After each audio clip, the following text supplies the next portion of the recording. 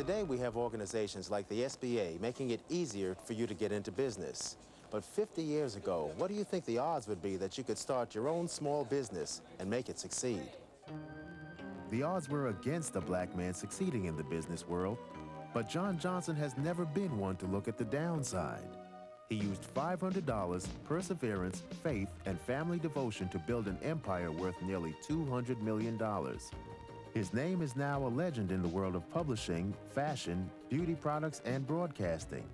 John Johnson has a formula for taking what seems impossible and making it real. His story is an inspiration for people of all colors.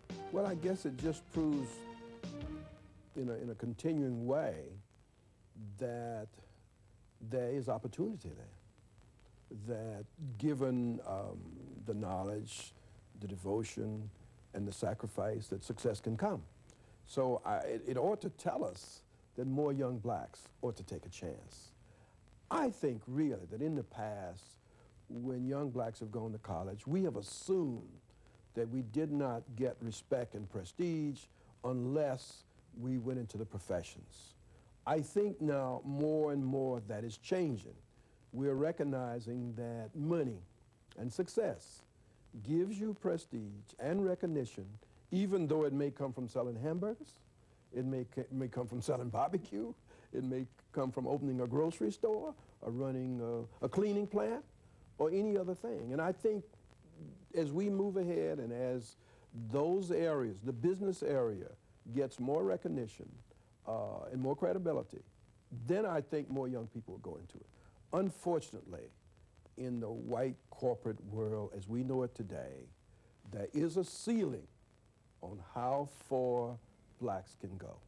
There are rare exceptions, but by and large, the vice presidency is as far as you can go.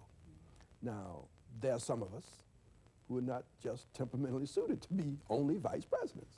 We want to be presidents. We want to run things. We want to be in charge. For those people, I say, you've got to go out and start your own. And so I believe for people who are satisfied to be a vice president, perhaps in the long run, for people who want to work for someone else and to live under the fear now of mergers and buyouts, all of which jeopardize their security.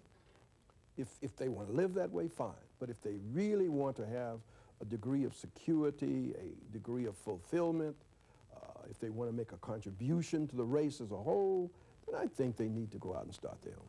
If you had to do it all over again today, what type of business would you go into? If I were starting over again today, and if all the publications were in place that are in place today, I don't think I'd go into the publishing business. I think I'd be inclined to go into the service business, somewhere where you're rendering service. I might want to start my own chain of hamburger places. I still think it's very sad that we don't have barbecue franchises. I think we could develop cleaning establishment franchises. I think anything that would give service to the public would be a good thing to go into now, because service is no longer important to people. You walk around and people are arrogant. They're insensitive. They don't want to serve. So I'd want to be in something where service would move me ahead. What advice would you give a small business going after a larger client? And I developed a simple philosophy. I said that I would call companies, and they all wanted to refer me to the contributions department, and I say, no, I don't want a contribution.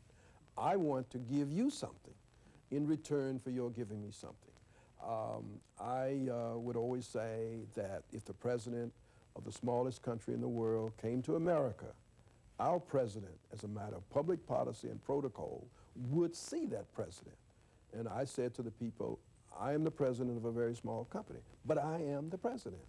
And I feel that as a matter of courtesy, your president ought to see me. Now, I have to say I was never turned down. I was put aside, I was delayed, but I was never turned down. And persistence went out.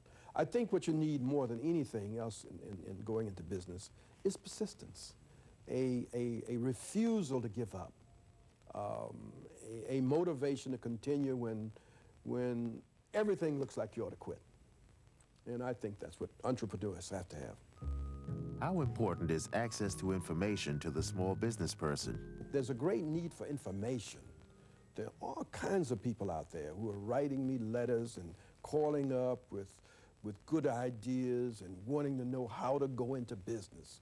So I think if we had a national television show devoted to business development, it would be a great thing.